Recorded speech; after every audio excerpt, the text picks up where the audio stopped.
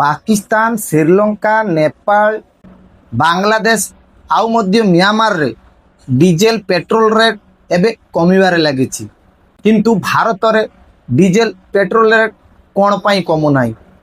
कथा होची दर्शक बंधु वर्तमान इंटरनेशनल बाजार रे जो क्रूड ऑयल अच्छी तार दर बहुत कमी। गोटे बेरेल प्रति 45 रु 50 डॉलर प्रति बेरेल कमी जाइए। एबे प्रति बेरेल क्रूड ऑयल लगभग 70 रु 75 डॉलर।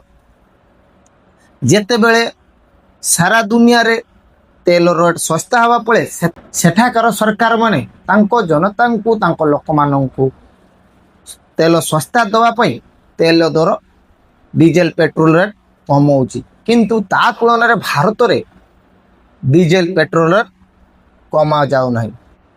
किंतु दर्शक बंधु भारत रे 5टी तेल कंपनी अच्छी क्रूड ऑयल जे कि डीजेल पेट्रोल बिक्री करे। 3टी होची सरकारी, गोटे होची इंडियन ऑयल एवं भारत पेट्रोलियम एवं हिंदुस्तान पेट्रोलियम। ये 3टी होची सरकार द्वारा चला जाए। आउ 2टी होची बेसरकारी, गोटे हला नायरा आ गोटे हला रिलायंस जियो। किंतु जेते बेले बेसरकारी कंपनी नायरा से 5 टंका एवं 3 टंका दर कम करछि। पेट्रोल रु 5 टंका एवं 3 टंका डीजेल रु कम करछि। ता तुलन रे जेतिकी सरकारी कंपनी अछंती तेल कंपनी इंडियन पेट्रोलियम एवं भारत पेट्रोलियम किंबा हिंदुस्तान पेट्रोलियम एमाने रेट कम करू नाही। कौन पाई दर्शक बंधु जो देश रे तेल रेट कमी जाउची से माने पुणी दिने भारत पाखरु तेल नहीं चलुथिले। दर्शक बंधु आपण मानकर मन थिबे जेते बेले बांग्लादेश रे तेल संकट थिला सेते बेले से माने भारत पाखरु तेल डीजेल नहीं चलुथिले। आसाम रु बाटे बांग्लादेश को तेल जाउथिला किंतु सही बांग्लादेश रे आज जेते बेले इंटरनेशनल बाजार रे क्रूड ऑयल तेल दर कम है से सेठाकार सरकार डीजेल पेट्रोल रेट कम करुच्ची। एवं जो आमे जहाँ को भिकारी स्थान कहे किंबा भिकारी देश बोली कहू पाकिस्तान सेठारे मध्य तांको सरकार डीजेल पेट्रोल रेट कम करुच्ची। एवं सबुठु बड़ कथा होची जो देश दे नेपाल को तेल जाए सा होची इंडिया। नेपाल रो सरकार वर्तमान डीजेल एवं पेट्रोल रेट बहुत सस्ता कर देछि। पेट्रोल 20 टंका एवं डीजेल 30 टंका कम करछि। किंतु भारत रे कोन पई सरकार डीजेल पेट्रोल रेट कम करू नाही यार असल कारण कोन? कथा होछि दर्शक बंधु जेते बेले इंटरनेशनल बाजार रे ईरान एवं अमेरिका युद्ध पई क्रूड ऑयल तेल दर बढ़ुला सेते बेले भारत सरकार तेल रेट बढ़ौ नथिले। कोन पई ना सेते बेले इलेक्शन चालुतला भारत रे तमिलनाडु किंबा पश्चिम बंग रे एवं काड़े जदि तेल रेट सरकार बढ़ी दियंती जदि इलेक्शन सरकार हारी जिवो सेति पई डर रे बढ़ौ नथिले। सेते बेले तेल क्रूड ऑयल इंटरनेशनल बाजार रे गोटे बेरेल प्रति 120 रु 126 डॉलर पर्यंत थिला। आज जेते पर्यंत 70 रु 75 डॉलर अच्छी गोटे क्रूड ऑयल बेरेल से सरकार दर कमु नाही। सेते बेले कोन पई बढ़ौ नथिले एवं इलेक्शन सरी गला पर सरकार तेल रेट बढ़ाई देले तुरंत 8 रु 10 टंका पर्यंत। जेमिति ओडिसा रे वर्तमान पेट्रोल 110 टंका डीजेल लगभग 102 रु 4 टंका मध्य अच्छी। एवं दिल्ली रे जेमिति पेट्रोल 102 पाखापाखि अच्छी।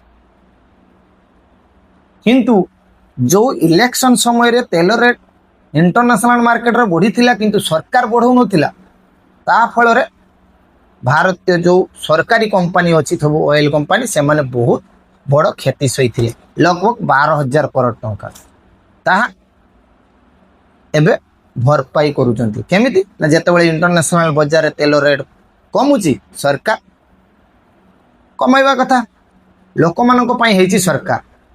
ସରକାରର ଦାୟିତ୍ୱ ହେଉଛି ଲୋକମାନଙ୍କୁ ଖୁସିରେ ରଖିବା ପାଇଁ ଏବଂ ସୁବିଧାରେ ରଖିବା ପାଇଁ ସବୁ ପ୍ରକାର ସୁଯୋଗ ଯୋଗାଇ ଦେବା ପାଇଁ। କିନ୍ତୁ ଏଠି ଲୋକମାନେ ସରକାର ବାଛିଛନ୍ତି। ସରକାରର କାମ ହେଉଛି ଲୋକମାନଙ୍କ ଦୁଃଖ ସୁଖ ବୁଝିବା କଥା। କିନ୍ତୁ ଯେଉଁ ବିଜେପି ସରକାର ଭାରତର ଅଧିକାଂଶ ରାଜ୍ୟରେ लगभग 22ଟି ରାଜ୍ୟରେ ସରକାର ଅଛି, ଯେମିତି ଓଡ଼ିଶାରେ ଡବଲ ଇଞ୍ଜିନ ସରକାର, ସେ ମଧ୍ୟ ତେଲ ରେଟ୍ କମାଉନାହିଁ। ଏବଂ ଯେଉଁ ଭାରତରେ 2ଟି ବେସରକାରୀ ଅଏଲ କମ୍ପାନୀ ଅଛି, ଗୋଟେ ନାୟାରା ଆଉ ରିଲାଏନ୍ସ ଜିଓ, ତା ମଧ୍ୟରୁ ନାୟାରା ଯେମିତି ମୁଁ କହୁଥିଲି ପେଟ୍ରୋଲ 5 ଟଙ୍କା ଡିଜେଲ 3 ଟଙ୍କା କମ୍ କରିଦେଇଛି, କିନ୍ତୁ ସରକାରୀ କମ୍ପାନୀ ଗୁଡ଼ିକ କମ୍ କରୁନାହିଁ। ତେଣୁ ଏଠି ତ ଯେଉଁ ବୁଦ୍ଧିମୋଡ଼ିଆ ସବୁ ଅଛନ୍ତି ସେମାନେ ସରକାରକୁ ପ୍ରଶ୍ନ କରିବା ଭୁଲି ଯାଇଛନ୍ତି ଏବଂ ଗୋଟେ ପ୍ରକାର ସରକାରଙ୍କ କୋଳରେ ଯାଇ ବସି ଯାଇଛନ୍ତି। ଯେଉଁ ସରକାରଙ୍କ କୋଳରେ ଯାଇ ବସି ଯାଇଛନ୍ତି, ଯେଉଁ ମିଡ଼ିଆ ଭାରତରେ ତାର ଦାୟିତ୍ୱ ହେଉଛି ସରକାରଙ୍କୁ କ୍ୱେଶ୍ଚନ୍ କରିବ, ପ୍ରଶ୍ନ ପଚାରିବ, ସରକାର ତାର ଉତ୍ତରଦାୟିତ୍ୱ ରହିବ, ସେମାନେ ସେ କଥା ନ ପଚାରି ବିଭିନ୍ନ ପ୍ରକାର ସରକାରକୁ ପ୍ରୋଟେକ୍ସନ୍ ଦେଉଛି। ଏବଂ ଯେଉଁ ନିଟ୍ ପେପର ଏକ୍ଜାମିନେସନ୍ ହେଉ କି ଓଡ଼ିଶାରେ ଯେଉଁ ପ୍ରଥମରୁ ଅଷ୍ଟମ ଶ୍ରେଣୀ ବହି ମଧ୍ୟରେ 1700ରୁ ଉର୍ଦ୍ଧ୍ୱ ଭୁଲ ବାହାରିଛି, ଲେମ୍ବୁଡ଼ା ଗୀତ ସବୁ ବଲିଉଡ଼ର ସଙ୍ଗ ଲେଖାଯାଇଛି, ତାହା ମିଡ଼ିଆ ଦେଖାଉନାହିଁ। କ'ଣ ପାଇଁ ନା ଏମାନେ ଗୋଟେ ପ୍ରକାର ଗଦି ମିଡ଼ିଆ ବନିଯାଇଛନ୍ତି। ଯାହା ହଉ ଦର୍ଶକ ବନ୍ଧୁ, ଆସନ୍ତୁ ଅସଲ ଟପିକ୍ ଉପରେ ଆମେ କଥା ହେବା। କଥା ହେଉଛି ଯେ ଇଣ୍ଟରନ୍ୟାସନାଲ ବଜାରରେ ତେଲ ରେଟ୍ କମିଥିବା ବେଳେ ଭାରତରେ କ'ଣ ପାଇଁ ତେଲ ରେଟ୍ କମୁନାହିଁ, ଯାହାକି ଯେଉଁ ଭାରତ ଦେଇ ନେପାଳ ତେଲ ନିଏ, ନେପାଳରେ ତେଲ ରେଟ୍ ବହୁତ କମିଗଲା ପରେ ପାକିସ୍ତାନରେ କମୁଛି, ଭୁଟାନରେ କମୁଛି, ମିଆଁମାରରେ କମୁଛି, ବାଂଲାଦେଶ ଦିନେ ଭାରତ ପାଖରୁ ତେଲ ନେଉଥିଲେ, ଆସାମ ଦେଇ ଡିଜେଲ, ଯେତେବେଳେ ଇଣ୍ଟରନ୍ୟାସନାଲ ବଜାରରେ ତେଲ ରେଟ୍ ବହୁତ ହାଇ ଥିଲା ଏବଂ ମିଳୁନଥିଲା। କ'ଣ ପାଇଁ ନା ଇରାନ ଏବଂ ଆମେରିକା ମଧ୍ୟରେ ଯୁଦ୍ଧ ହେବା ଫଳରେ ଯେଉଁ ଷ୍ଟ୍ରେଚ୍ ଅଫ୍ ହରମୁଜ ଥିଲା ତା ବନ୍ଦ ହେବା ଫଳରେ ତେଲ ଜାହାଜ ସବୁ ଆସିପାରୁନଥିଲା, କଞ୍ଚା ତେଲ ଆସିପାରୁନଥିଲା, ତା ଫଳରେ ବିଭିନ୍ନ ଦେଶରେ ତେଲର ଗୋଟେ ଦର ବଢ଼ିବାର ଦେଖାଯାଉଥିଲା। କିନ୍ତୁ ସେତେବେଳେ ଭାରତ ଦର ବଢ଼ାଉନଥିଲେ। ଇଲେକ୍ସନ୍ ସରିଲା, ଇଲେକ୍ସନ୍ ଜିତିଲା ପରେ ଭାରତ ଦର ବଢ଼ାଇଲା ଏବଂ ଯେତେବେଳେ ଦର କମିବାର ଲାଗିଛି ଇଣ୍ଟରନ୍ୟାସନାଲ ମାର୍କେଟ, ସେତେବେଳେ ଭାରତ ସରକାର ଦର କମାଉନାହିଁ। ଏଠି ଗୋଟେ କ୍ୱେଶ୍ଚନ୍ ମୋର ରହିବ, ପ୍ରଶ୍ନ ରହିବ ସାଧାରଣ ଜନତାଙ୍କ ପାଖରେ, ଯେଉଁ ସରକାରଙ୍କୁ ଲୋକମାନେ ଭୋଟ ଦେଇ ନିର୍ବାଚିତ କରିଛନ୍ତି ସେମାନଙ୍କର ଦୁଃଖ ସୁଖ ବୁଝିବା ହେଉଛି ସରକାରର ଗୁରୁ ଦାୟିତ୍ୱ। କିନ୍ତୁ ଏଠି ବଡ଼ ବଡ଼ କମ୍ପାନୀମାନଙ୍କ ପାଖରେ ସରକାର ତାର ମୁଣ୍ଡ ବିକିଦେଲା ଭଳିଆ ଲାଗୁଛି ଏବଂ କମ୍ପାନୀମାନଙ୍କୁ ଫାଇଦା ଦେଉଛନ୍ତି, କିନ୍ତୁ ଲୋକମାନଙ୍କ ଫାଇଦା ଦେବା ଜାଗାରେ କମ୍ପାନୀମାନଙ୍କୁ ଫାଇଦା ଦେଉଛି। ଏବଂ ବିଶେଷ କରି ଯେଉଁ ସରକାରୀ କମ୍ପାନୀ ଅଛି ସେ ତ ଗୋଟେ ପ୍ରକାର ଲୋକମାନଙ୍କ ପଇସା ଟ୍ୟାକ୍ସରେ ଚାଲୁଛି ଏବଂ ଲୋକମାନଙ୍କୁ ସୁବିଧାରେ ତେଲ ଯୋଗାଇବା ତାର ଦାୟିତ୍ୱ, କିନ୍ତୁ ତାହା ବି କରୁନାହିଁ। ଆପଣମାନେ ଗୋଟେ କଥା ଚିନ୍ତା କରନ୍ତୁ ଦର୍ଶକ ବନ୍ଧୁ, ଯେତେବେଳେ ମନମୋହନ ସିଂର ସରକାର ଥିଲା 2014ରେ କି ତା ଆଗରୁ, ସେତେବେଳେ ଇଣ୍ଟରନ୍ୟାସନାଲ ବଜାରରେ ତେଲ ଦର ବହୁତ ଅଧିକ ଥିଲା। ଆଜି ଯେତେବେଳେ $70-75 ବ୍ୟାରେଲ ଅଛି, ସେତେବେଳେ $100-105 ପ୍ରତି ବ୍ୟାରେଲ ଥିଲା। କିନ୍ତୁ ସେତେବେଳେ ମନମୋହନ ସରକାର लगभग 63 ଟଙ୍କାରୁ 65 ଟଙ୍କା ଏମିତି ତେଲ ଡିଜେଲ ପେଟ୍ରୋଲ ଭାରତରେ ବିକୁଥିଲେ। କିନ୍ତୁ ଯେତେବେଳେ ଆଜିକା ଦିନରେ 2026ରେ ଇଣ୍ଟରନ୍ୟାସନାଲ ବଜାରରେ ତେଲ ଦର ଶସ୍ତା ଅଛି 2014 ତୁଳନାରେ, କିନ୍ତୁ ଆଜି ଭାରତରେ କି ଓଡ଼ିଶାରେ 110 ଟଙ୍କା ପେଟ୍ରୋଲ ମିଳୁଛି। ତେଣୁ ଯେଉଁ ଡବଲ ଇଞ୍ଜିନର ସରକାର, ସୁଶାସନର ସରକାର ଏବଂ ବିକାଶମୂଳକ ସରକାର, ଲୋକମାନଙ୍କୁ ଗରିବମାନଙ୍କର ସରକାର ବୋଲି କହି ଆସୁଥିଲେ, 24 ବର୍ଷର ଶାସନକୁ ଗାଦିରୁ ବାହାର କରିଦେଲା ପରେ ଲୋକମାନେ ଯେଉଁ ଆଶା ବିଶ୍ୱାସ ଭରସା ରଖି ବିଜେପିକୁ ଭୋଟ ଦେଇଥିଲେ ସେ ଲୋକମାନଙ୍କର ବିଶ୍ୱାସରେ ବିଷ ଦେଉଛନ୍ତି ଗୋଟେ ପ୍ରକାର। ଏବଂ ଯାହା ଅପରାଧ ତ ଘଟୁଛି ଓଡ଼ିଶାରେ ପ୍ରତିଦିନ ଆମେ ସୋସିଆଲ ମିଡ଼ିଆ କିମ୍ବା ପ୍ରମୁଖ ଗଣମାଧ୍ୟମରେ ଦେଖୁଛୁ। କିନ୍ତୁ ଦେଖାଯାଉ ସରକାର ତେଲକୁ ନେଇ ଆଉ କେତେ ଦିନ ଦର କମୁନାହାନ୍ତି। କାହିଁକି ନା ଇଣ୍ଟରନ୍ୟାସନାଲ ବଜାରରେ ଲଗାତାର କଚା ତେଲର ଯେଉଁ କ୍ରୁଡ୍ ଅଏଲ୍ ଲଗାତାର ଦର କମୁଛି, କିନ୍ତୁ ଭାରତରେ କମୁନାହିଁ। କିନ୍ତୁ ଭାରତର ଯେଉଁ ପଡ଼ୋଶୀ ଦେଶମାନେ ଅଛି, ଭାରତ ତୁଳନାରେ ଯାହାକୁ ଆମେ ଗରିବ ଦେଶ କୁହାଯାଏ, ଯାହାକୁ ଭିକାରୀ ଦେଶ କୁହାଯାଏ, କାହାକୁ କାଙ୍ଗଳା ଦେଶ କୁହାଯାଏ, କିନ୍ତୁ ସେମାନେ ତାଙ୍କ ଲୋକଙ୍କୁ ସହଯୋଗ କରିବା ପାଇଁ, ସୁବିଧାରେ ତେଲ ଦେବା ପାଇଁ, ଶସ୍ତାରେ ତେଲ ଦେବା ପାଇଁ ସେମାନେ ତେଲ ରେଟ୍ କମାଉଛି। କିନ୍ତୁ ଭାରତ ତା ତୁଳନାରେ କିଛି କମ୍ କରୁନାହିଁ। ଯେତେବେଳେ ଯୁଦ୍ଧ ବି ହେଉନଥିଲା କି ଇରାନ ମଧ୍ୟରେ ଯୁଦ୍ଧ ହେଉନଥିଲା, ଷ୍ଟେଟ୍ ଅଫ୍ ହରମୁଜ ବନ୍ଦ ନଥିଲା, ସେତେବେଳେ ମଧ୍ୟ ଭାରତରେ 102 ଟଙ୍କା ପାଖାପାଖି ତେଲ ଥିଲା, ଦର ଥିଲା। ସେତେବେଳେ ଶସ୍ତା ତେଲ ଥିଲା।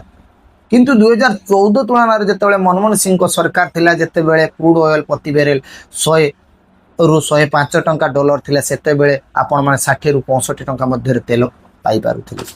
ଟିକେ ବିଚାର କରନ୍ତୁ ଆଉ ଆପଣମାନଙ୍କ ପରାମର୍ଶ କମେଣ୍ଟ ବକ୍ସରେ ନିଶ୍ଚୟ ଦିଅନ୍ତୁ।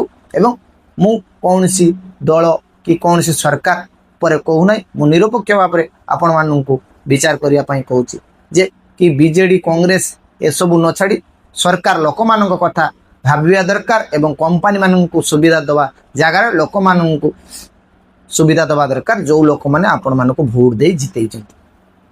ଏବଂ लगभग भारतर लगभग 22टी राज्य आपणक सरकार अच्छी, तेणु जो टैक्स कि आप जीएसटी नौ कम करवा आपण मान भी दरकार।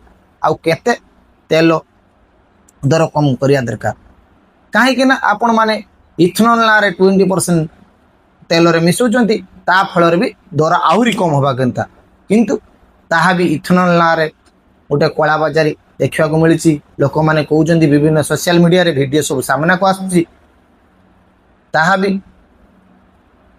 कई बाटे तेल रे कम हो पारुना। आउ जो सरकार रे सब मंत्री नेता मुख्यमंत्री अच्छा कि प्रधानमंत्री जदि मो भिडियो सरकार पाखे पहुँचे, सरकार को मोर एतिक रिक्वेस्ट जे अनुरोध रहिबो जे आपण माने लोक मान सरकार को आसी गरीब लोक मान जो मैंने आपण मान भोट देइछंती तांको कथा टिके चिंता करंतु। रहिली जय जगन्नाथ। यदि भिडियोटी भल लागुताय ताने भिडियोटी को सब्सक्राइब करिवे।